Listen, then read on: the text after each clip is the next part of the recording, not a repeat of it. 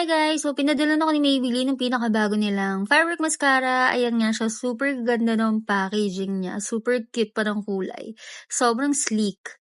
Ayan siya guys, yung applicator. At kung makikita nyo, talagang yung lashes ko sobrang nipis. Halos hindi nyo nga makikita eh. Ayan, super nipis kasi talaga niya, super short.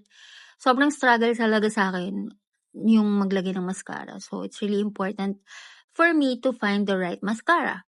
Hindi rin ako mahilig maglagay ng falsies kasi gusto ko talaga or mas preferred ko lang talaga yung mga quick makeup routine.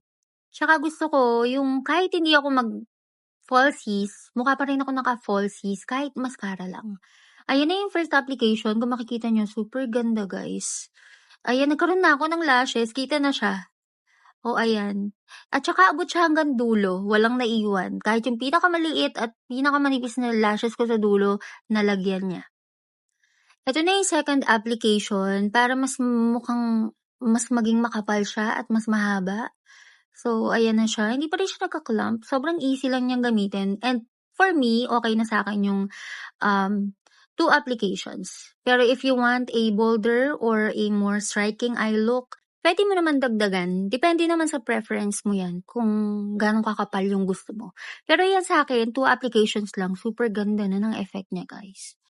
Kita niyo naman how it gives light to my eyes. Super ganda niya. Hindi kilig ako. You don't have to worry about panda eyes kasi it's smudge proof and waterproof.